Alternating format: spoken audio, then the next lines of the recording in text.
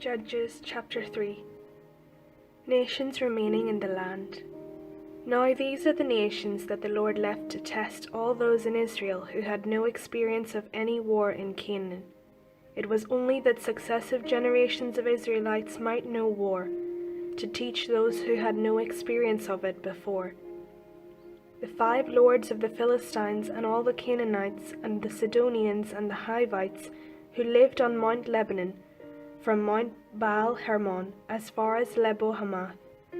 They were for the testing of Israel, to know whether Israel would obey the commandments of the Lord which he commanded their ancestors by Moses. So the Israelites lived among the Canaanites, the Hittites, the Amorites, the Perizzites, the Hivites, and the Jebusites. And they took their daughters as wives for themselves, and their own daughters they gave to their sons, and they worshipped their gods. Othniel.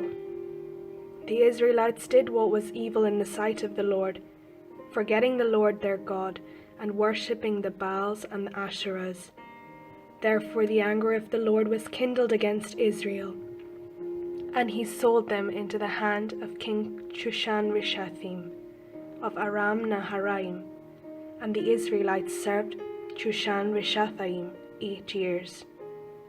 But when the Israelites cried out to the Lord raised up a deliverer for the Israelites who delivered them, Othniel son of Kenaz, Caleb's younger brother. The Spirit of the Lord came upon him, and he judged Israel. He went out to war, and the Lord gave King Chushan-Rishathaim of Aram into his hand, and his hand prevailed over Chushan-Rishathaim, so the land had rest 40 years. Then Othniel son of Kenaz died. Ehud. The Israelites again did what was evil in the sight of the Lord, and the Lord strengthened King Eglon of Moab against Israel, because they had done what was evil in the sight of the Lord. In alliance with the Ammonites and the Amalekites, he went and defeated Israel, and they took possession of the city of palms. So the Israelites served King Eglon of Moab 18 years.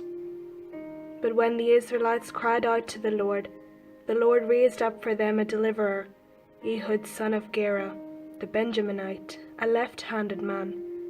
The Israelites sent tribute by him to King Eglon of Moab. Ehud made for himself a sword with 2 edges, a cubit in length, and he fastened it on his right thigh under his clothes. Then he presented the tribute to King Eglon of Moab. Now Eglon was a very fat man. When Ehud had finished presenting the tribute, he sent the people who carried the tribute on their way. But he himself turned back at the sculptured stones near Gilgal and said, "I have a secret message for you, O king." So the king said, "Silence." And all his attendants went out from his presence. Ehud came to him while he was sitting alone in his cool roof chamber, and said, "I have a message from God for you." So he rose from his seat. Then Ehud reached with his left hand, took the sword from his right thigh, and thrust it into Eglon's belly. The hilt also went in after the blade, and the fat closed over the blade, for he did not draw the sword out of his belly, and the dirt came out. Then Ehud went out into the vestibule, and closed the doors of the roof chamber on him, and locked them. After he had gone, the servants came. When they saw that the doors of the roof chamber were locked, they thought, "He must be relieving himself in the cool chamber." So they waited until they were embarrassed.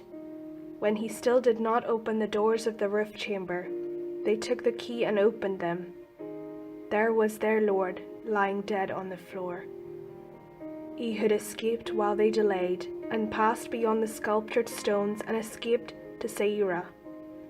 When he arrived, he sounded the trumpet in the hill country of Ephraim, and the Israelites went down with him from the hill country, having him at their head. He said to them, "Follow after me, for the Lord has given your enemies, the Moabites, into your hand." So they went down after him and seized the fords of Jordan against the Moabites, and allowed no one to cross over. At that time they killed about 10,000 of the Moabites, all strong, able-bodied men. No one escaped.